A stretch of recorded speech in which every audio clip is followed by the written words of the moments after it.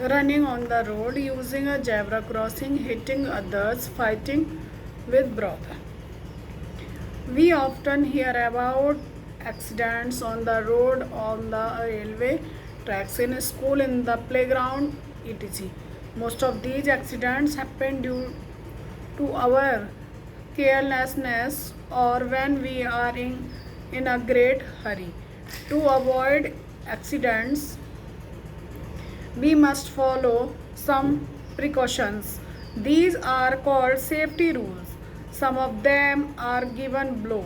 Safety at home. We generally work with knife, blade, scissor, and electrical uh, gadgets.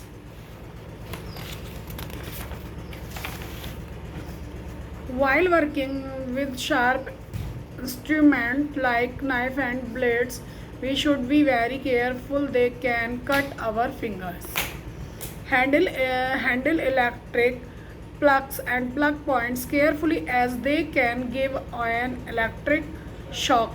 Never touch them with wet hands. Do not take any medicines without asking your elder, or wrong medicines can harm you. Never play with matchsticks, a gas stove, and a burning candle. You can warn yourself. You should not leave your things scared on the floor. You may trip over them and get injured. Safety at school. Do not run about in the classroom. You may trip and fall. Never jump on the decks. Do not throw chalk pieces or foil papers at one another. Do not push anybody while entering or leaving the classroom. Walking in the corridor instead of running and jumping. Do not run while stepping up and going down the stairs. Hold the railing on the staircase. Safety in the playground. Always follow the rules of the game. Play in safe places and not on the road. Do not hit your opponent. Never play near a thorny hedges or barbed wires. Enjoy your swing while taking your turn. Safety on the road. Always cross the road at a zebra crossing. If there is no zebra crossing, first look to the right, then to the left, and then again to right. If there is no vehicle coming, then across the road carefully. Never run across the road. Do not hit stray animals on the road. Follow the traffic rules while on the road. Always walking on the footpath. Always keep your ears open for the sound of approaching vehicles. First aid. First aid. The immediately help given to an injured person before the arrival of a doctor is called first aid. Remember the following things while giving first aid to someone. Do not panic. Stay calm. Make the injured person feel comfortable. Do not crowd about the victim. If the victim is badly hurt, take him or her to the nearest hospital and inform her family. Remember, safety rules are for your good. Always follow them. We all need a house to live in. It protect us from heat, rain, cold, and storm. It provides us shelter and comfort. A house keeps us and our things safe from thieves. The kind of the kind of house we build depends upon our needs, availability, of materials and climate of the place. In blazes, kacha house are seen mostly. In cities, we see pakka house. Pakka house are strong. Bungalows, flats, multi-story skyscrapers are the types of house seen in a city. A good house should be clean, airy, safe, and comfortable. Receive enough water supply. Have good drainage system. Have clean surroundings. We surrounded by green and flowering plants. We have separate areas for different functions. If the house is small, then one room may be used for many purposes. A house has a drawing room to receive visitors. A house has bedroom for sleeping. A house has well maintained kitchen for cooking. A clean house. We should clean our house and its surrounding every day. The bathroom of the house should be washed finally. The drains outside the house should be covered so that flies and mosquitoes do not breed.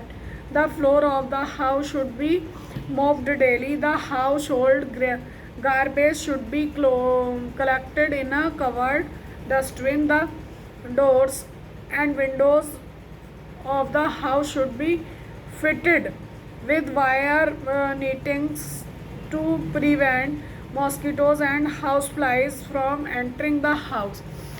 Every member of the family should work hard to keep the house clean.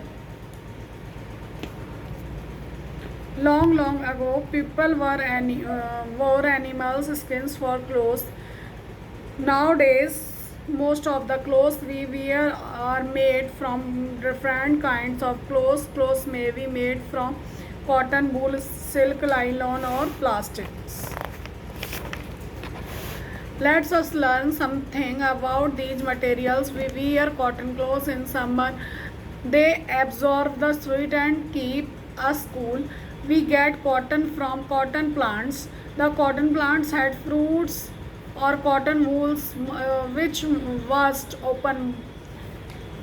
Fluffy cotton is found inside these wools. This cotton has thin thread fibers in it. They are twisted together or spun to make long threads. These threads are then woven together to make clothes. Weaving is done on a machine called loom. After weaving, the clothes may be colored or dyed. It is then printed with beautiful patterns. We wear woolen clothes in winters. They keep us warm. We get wool from the flances of animals like sheep, goat, and camel. However, sheep's wool is used the most. The flesh is cut off or shirts.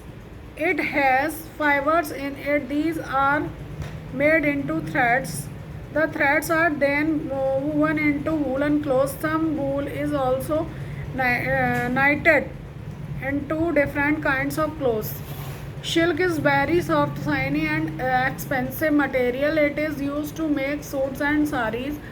Silk fibers are made by insects called the silkworm. The silkworm eat mulberry leaves and grow. Then they spin a home of cocoon for themselves out of a very thin silk thread. This thread is then used to make silk clothes. Cotton, wool, and silk are natural fibers. They come from plants and animals. Today fibers are also produced in factories from both living things and chemicals. These are called synthetic fibers. Nylon, rayon, and terracotta are some synthetic fibers. Besides these, we make clothes from leather, canvas used to make shoes and tents. Rubber is used for waterproof clothes. We use coir from coconuts to make carpet and footmats. Jute made from the jute plants is used to make sacks. Nowadays, jute is becoming very popular of making clothes. Soil forms the topmost layer on the earth's surface. It is very important for the all living beings, and most of the plants grow in the soil. Roots of a plants go into the soil to get water and minerals. Plants grow best in rich and deep soil. Formation of soil. It is said that it takes about 1,000 years to make an inch of soil. Believe it or not, but it is the weather that helps in the formation of soil. When the weather gets hot, the rocks grow bigger. When the weather gets cold, rocks become smaller. This continuous heating and cooling of rocks breaks them into the smaller pieces. Following water pushes and rolls over these rock pieces and carries them to far off places and turn these pieces to even smaller pieces. When these pieces get really small, they turn into soil, which is called silt. Rain, ice, and roots of plants also help break rocks. After floats is spread over fields, clay and silt get mixed with remains of tiny animals and dead plants. The dead plants and animals which decay in the soil of humus. Thank you.